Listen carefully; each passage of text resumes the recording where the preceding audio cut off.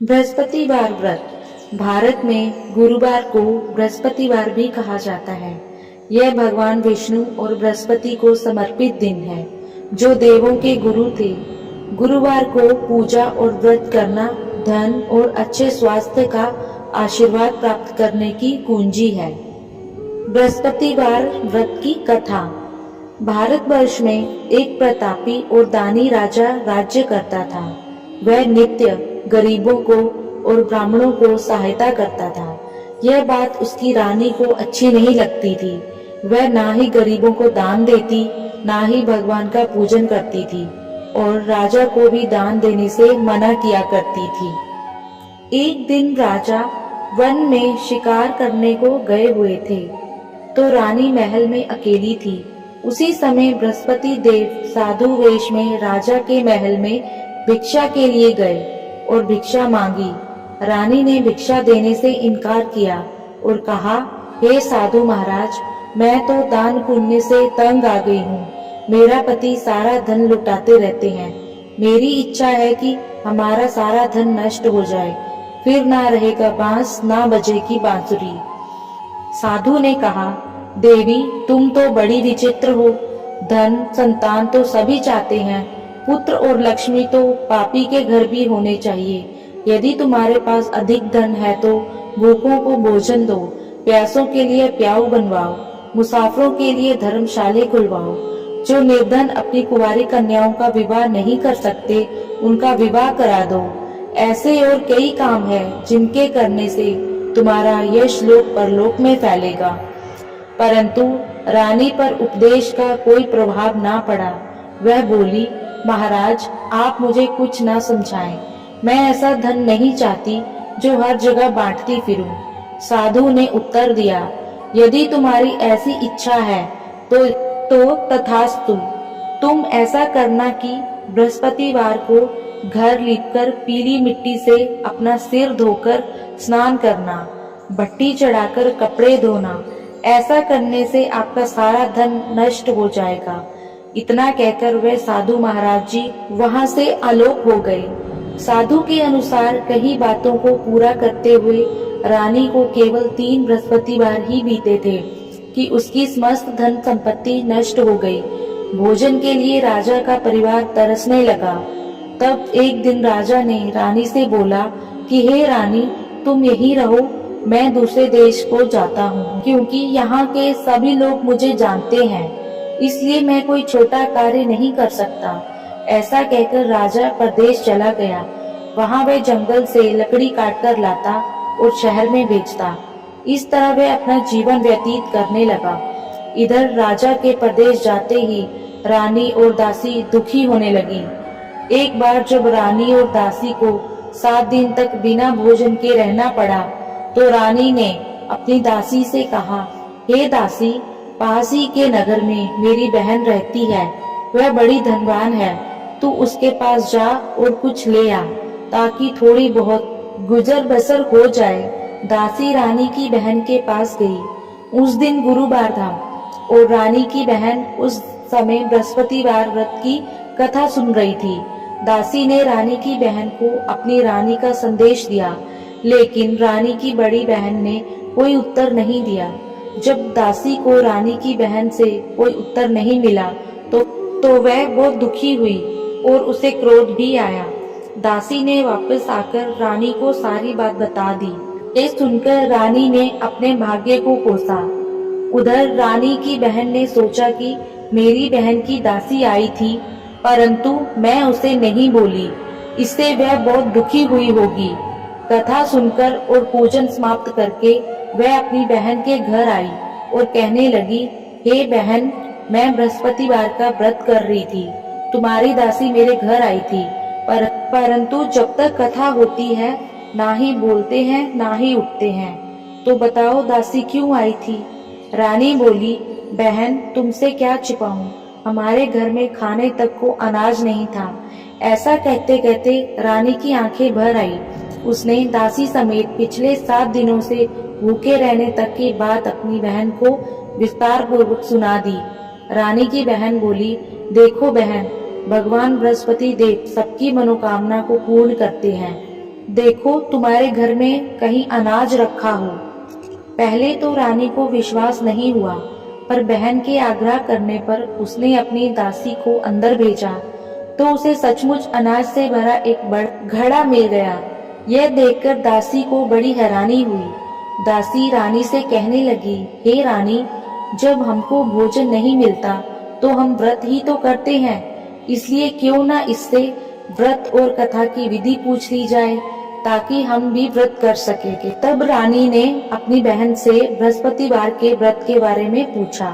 उसकी बहन ने बताया, बृहस्पतिवार के व्रत में चने की दाल और मुनक्का से विष्णु भगवान का केले की जड़ में पूजन करें तथा दीपक जलाएं। व्रत कथा सुने और पीला भोजन ही करें और पीले रंग के वस्त्र पहने, इससे बृहस्पति देव प्रसन्न होते हैं। व्रत और पूजन विधि बताकर रानी की बहन अपने घर को लौट गई। 7 दिन के बाद जब गुरुवार आया तो रानी और दासी ने व्रत रखा। गुड़ साल में जाकर चना और गुड़ लेकर आई, फिर उसके केले की जड़ तथा विष्णु भगवान का पूजन किया। अब पीला भोजन कहाँ से आए, इस बात को लेकर दोनों बहुत दुखी थे।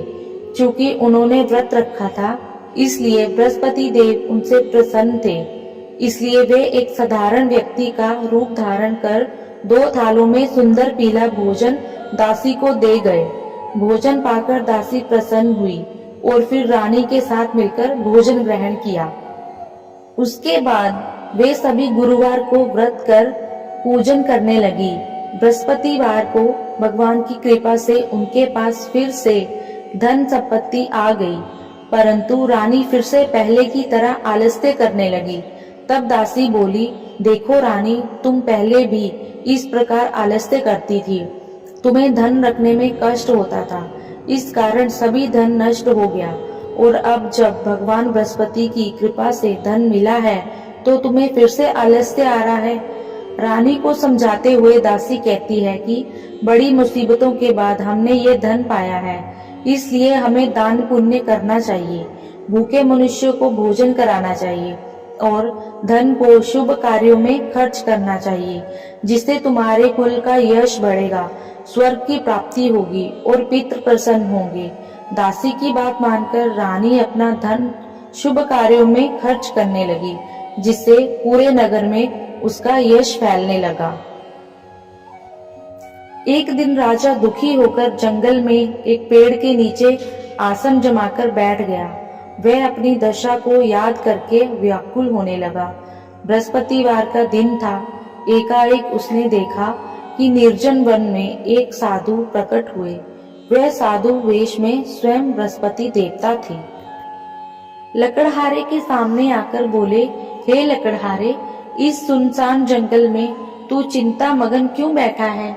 लकड़हारे ने दोनों हाथ जोड़कर प्रणाम किया और उत्तर दिया, महात्मा जी, आप सब कुछ जानते हैं, मैं क्या कहूँ। यह कहकर रोने लगा और साधु को अपनी आत्मकथा सुनाई। महात्मा जी ने कहा, तुम्हारी स्त्री ने बृहस्पति के दिन बृहस्पति भगवान का निरादर किया है, जिसके कारण रुष्ट होकर उन्होंने तुम्हारी यह दशा कर दी। अब तुम चिंता को दूर करके मेरे कहने पर चलो तो तुम्हारे सब कष्ट दूर हो जाएंगे और भगवान पहले से भी अधिक संपत्ति देंगे। तुम बृहस्पति के दिन कथा किया करो, 2 पैसे के चने मुनक्का लाकर उसका प्रसाद बनाओ और शुद्ध जल से लोटे में शक्कर मिलाकर अमृत तैयार करो। कथा के पश्चात अपने सारे परिवार और सुनने वालों प्रेमियों में अमृत व प्रसाद बांटकर आप भी ग्रहण करो। ऐसा करने से भगवान तुम्हारी सब मनोकामनाएं पूरी करेंगे।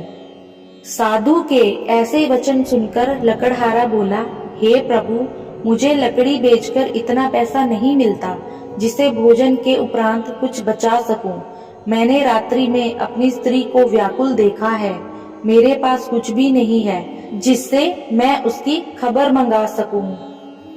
साधु ने कहा, हे लकड़हारे, तुम किसी बात की चिंता मत करो। बृहस्पति के दिन तुम रोजाना की तरह लकड़ियां लेकर शहर को जाओ। तुमको रोज से दुगुना धन प्राप्त होगा, जिससे तुम भली भांति भोजन कर लोगे तथा बृहस्पति देव की पूजा का सामान भी आ जाएगा। इतना सब कहकर साधु अंतर्ध्यान हो गए। धीरे धीरे समय व्यतीत होने पर फिर वही बृहस्पतिवार का दिन आया। लकड़हारा जंगल से लकड़ी काटकर किसी शहर में बेचने गया। उसे उस दिन और दिन से अधिक पैसा मिला। राजा ने चना गुड़ आदि लाकर गुरुवार का व्रत किया। उस दिन से उसके सभी कलेश दूर हो गए। परंतु जब दोबारा गुरुवार का दिन आया तो बृहस्पतिवार का व्रत करना भूल गया।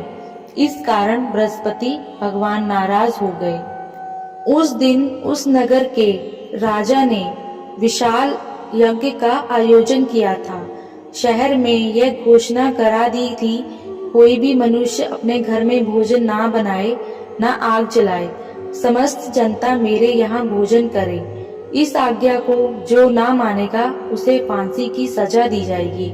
इस तरह की घोषणा संपूर्ण नगर में करवा दी गई थी।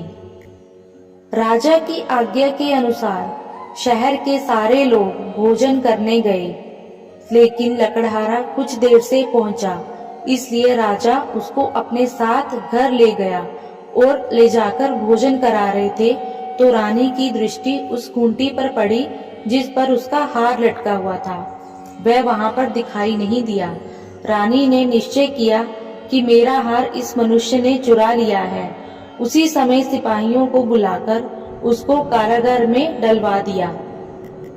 जब लकड़हारा कारागार में पड़ गया और बहुत दुखी होकर विचार करने लगा कि जाने कौन से पूर्व जन्म के कर्म से मुझे यह दुख प्राप्त हुआ है, और उसी साधु को याद करने लगे जो कि जंगल में मिले थे। लकड़हारा ये सब देखकर बहुत दुखी हुआ और सोचने लगा कि अब मैं क्या करूं। उसी समय तत्काल बृहस्पति देव साधु के रूप में प्रकट हुए और उसकी दशा को देखकर कहने लगे, अरे मूर्ख, तूने बृहस्पति देव की कथा नहीं करी, इस कारण तुझे दुख प्राप्त हुआ है। अब चिंता मत कर, बृहस्पतिवार के दिन कारागार के दरवाजे पर 4 पैसे पड़े मिलेंगे, उनसे तू बृहस्पति देव की पूजा करना, तेरे सभी कष्ट दूर हो जाएंगे। बृहस्पति के दिन उसे दरवाजे पर 4 पैसे मिले। लकड़हारे ने कथा करी। उसी रात्रि को बृहस्पति देव ने उस नगर के राजा को स्वप्न में कहा, हे राजा, तुमने जिस आदमी को कारागार में बंद कर दिया है वह निर्दोष है, वह राजा है, उसे छोड़ देना। रानी का हार उसी खूंटी पर लटका है। अगर तू ऐसा नहीं करेगा तो मैं तेरे राज्य को नष्ट कर दूंगा। इस रात्रि के स्वप्न को देखकर राजा प्रातःकाल उठा और खूंटी पर हार देखकर लकड़हारे को बुलाकर क्षमा मांगी तथा लकड़हारे को योग्य सुंदर वस्त्र आभूषण देकर विदा कर दिया। बृहस्पति देव की आज्ञा अनुसार लकड़हारा अपने नगर को चल दिया। राजा अपने नगर के निकट पहुंचा तो उसे देखकर बड़ा आश्चर्य हुआ। नगर में पहले से अधिक बाग, तालाब, कुएं तथा बहुत सी धर्मशाला, मंदिर आदि बन गए थे।